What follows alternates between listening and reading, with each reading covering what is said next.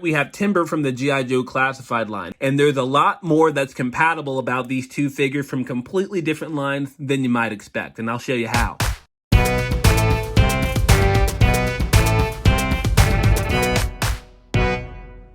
Hello guys, it's Alan the Collector, and today we've got a good one. We're taking a look at the Thing Ultimate Dog Creature action figure by NECA. This thing is in an absolutely massive box, probably the biggest Ultimate box I've ever seen. We have a nice matte black, and then everywhere we see red in the logo of the Thing, it's nice and shiny. Just look at how it captures the light. We turn around to the back, more of the Thing, and then, ooh, look how gross it looks. And then when we go down to the bottom, we get product images of the dog creature in all of the forms he'll take. And then if we go here and see this really small print, it says this thing comes with 30 interchangeable parts and over 40 points of articulation. Rather ambitious, and let's see who is responsible for all that. Yep, we have all the usual suspects, and we gotta give them a hand. In addition to action figures, they are creating art over at NECA. And then when we go to the front of the packaging, let's open it up to reveal. We got the creature and then the dog and then all the interchangeable parts. Really cool. I know it's a little hard to see with all the lights, so that's why we gotta crack this thing open so we can take a closer look.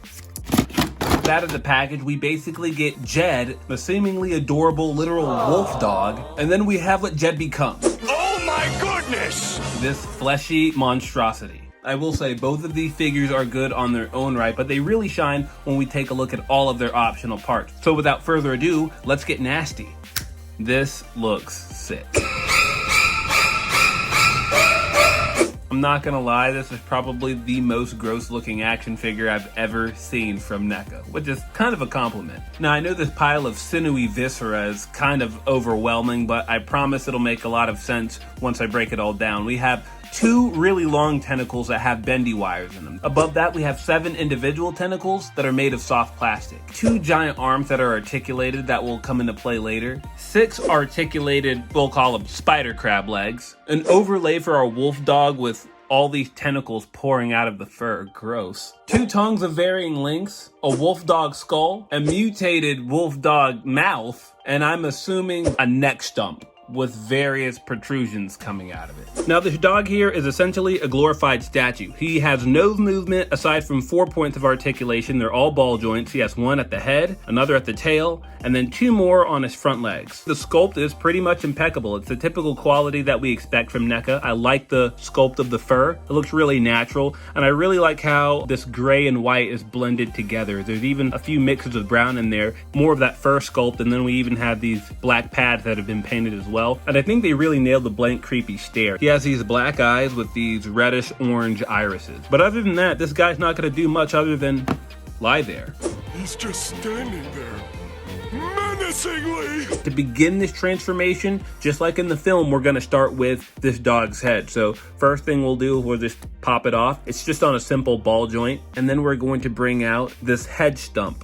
This simulates when the dog started roaring and then his head split open in 4 different directions with a really awesome effect designed by Stan Winston Studios, and NECA captured all of that detail right here. It's molded in this red plastic, and then it has a lot of red and black washes on it, followed by a high gloss on top of that to really simulate this gruesome, exposed, muscly detail. NECA didn't miss out on the opportunity to paint the teeth that are left over from the dog when its mouth started roaring. It has a simple socket here that'll connect to this ball joint. We still maintain all of the articulation that we got with that original dog head. It's just now it looks grosser. From there, we'll bring out the dog skull. It reminds me a lot of the wolf skull that came with NECA's Ultimate Feral Predator, only this is a lot more gross. We get that same red plastic with the black and red wash applied over top of that, and then a high gloss to bring out all of those wet, nasty details. This thing looks really gross and really cool at the same time. The best part is the jaw can actually hinge, just for the added creep factor. Now, the one thing that you'll notice is that when you turn this skull around, there's not a peg joint, and there's definitely not one here for this socket. So when you try to plug the dog's head in, it just kind of falls off just like that. But that's where these tongues come in. We'll start with the smaller of the 2. It's made out of a soft plastic, no bendy wire in it, but it does have a ball peg. And so what we'll do, just plug this ball peg into the neck stump, and then what you're supposed to do is take this hole and weave it through the tongue.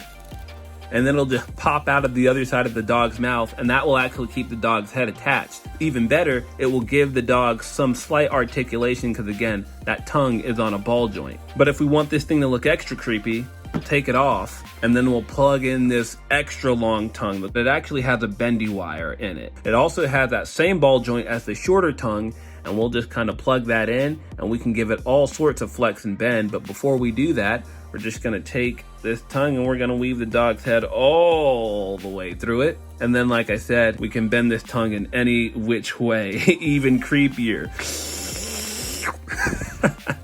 Next, we'll bring out this overlay. What I like about it is that they've really maintained the sculpt of the fur here. We have those same washes of grays and white throughout, and then it has all of these tendrils popping out. Now this part is really simple. It basically just fits over the figure like a jacket.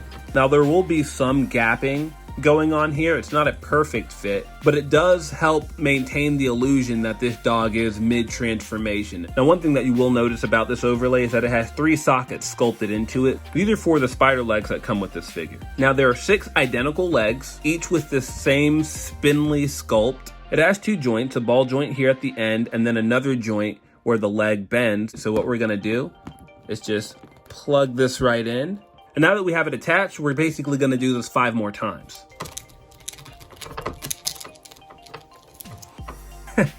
And there you have it. This dog looks even grosser than it did before, but the transformation's not quite complete yet. We have to get rid of these front legs here. Just on simple ball joints. We'll put them off to the side.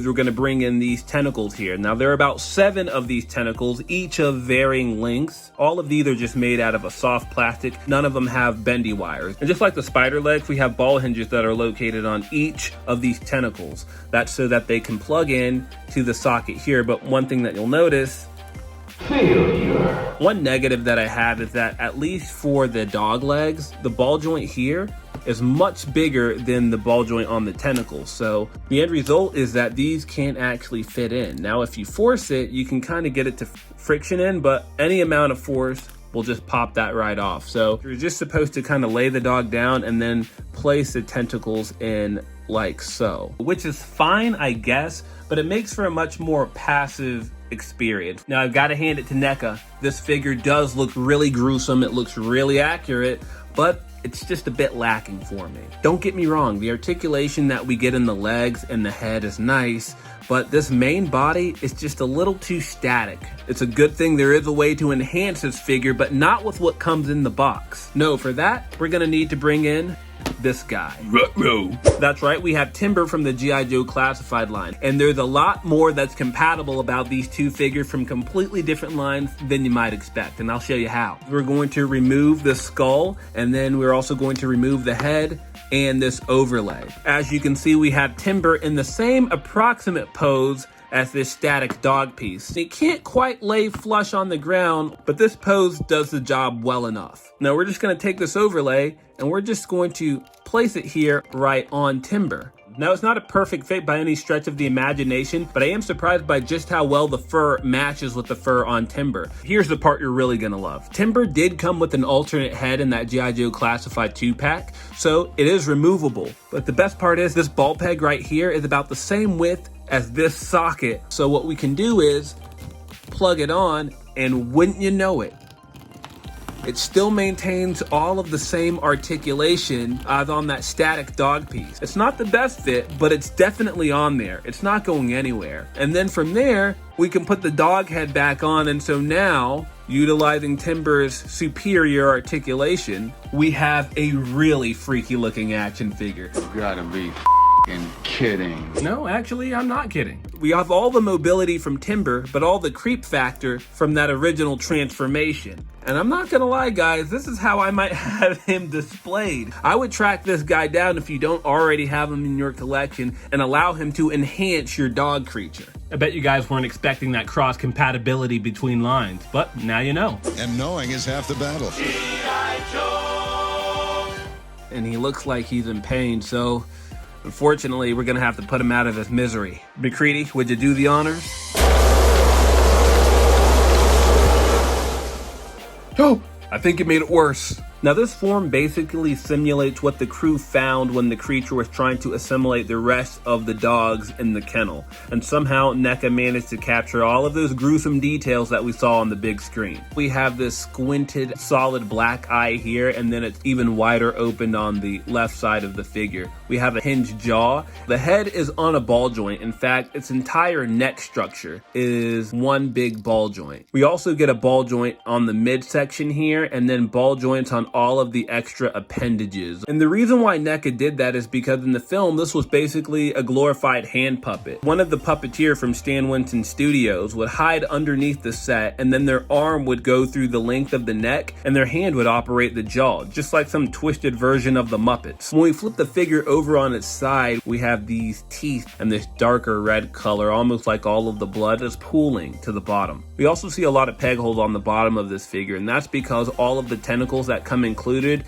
we can plug in any random way that we see fit. Whatever you think makes this thing look the best. There's so much versatility. NECA nailed it, as they often do. Now to get this thing transformed, we'll start with this piece right here. It looks like it's supposed to be another neck and head. It has this ball joint right here, and then we have this freed up socket right here. And so what we're gonna do, we're just going to plug that in. It just takes a little bit of finesse. But once you have it popped on, it articulates just as well as anything else does. From here, we'll bring out this alternate tongue. It's a different sculpt than the other two tongues that I showed before, and we're just going to put this in the middle of this mass. Yep, we're getting closer to something. I don't even know, y'all. Now these were the tentacles I was telling you about that have the bendy wire that runs through them. We have another ball hinge at the midsection of the tentacle, and then near the tip, we have an additional ball hinge. The best place to plug this piece is right here on the end. And we're gonna take this other tentacle that has a bendy wire in it. We're just gonna plug that there.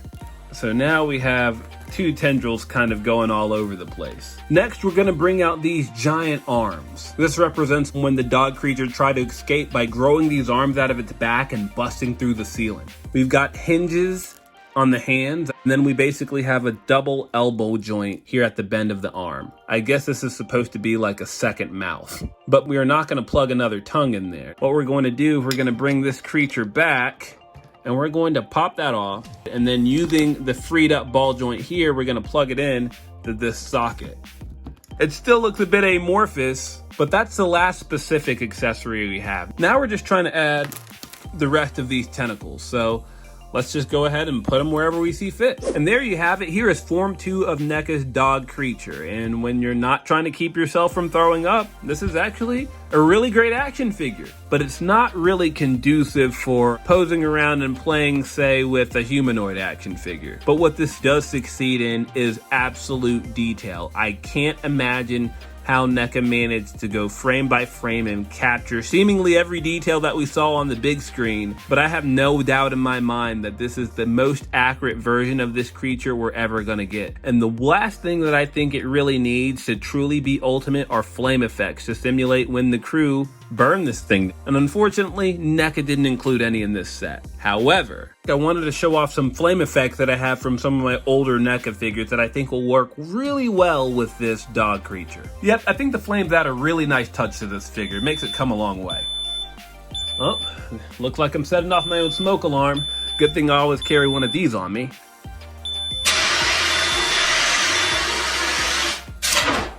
There we go. Oh, and we're ready for a size comparison. So these guys, height-wise, they're not gonna be much more than about 1.5 to 2 inches tall, not including all of their tentacles and tendrils and arms and all the other add-ons you can put on this thing.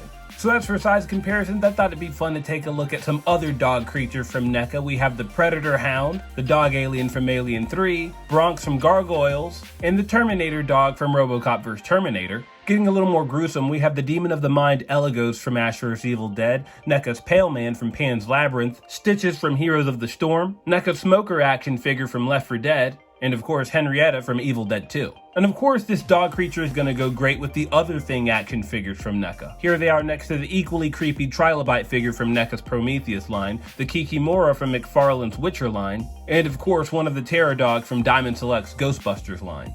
And here's how they stack up next to other horror icons like Jason, Pennywise, Pinhead, Freddy, and another John Carpenter favorite, Michael Myers.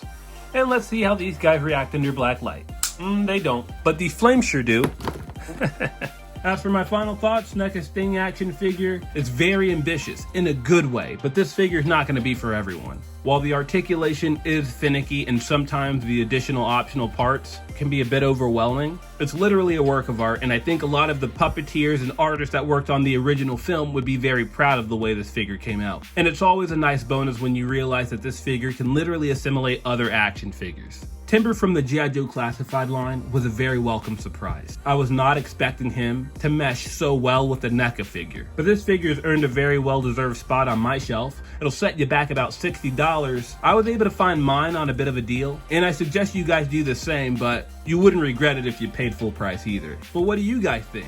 Is this a pickup or a pass for you? Let me know in the comment section below. And don't forget to like and subscribe and share my video to others who might be interested. In the meantime, be sure to stick around for a gallery at the end.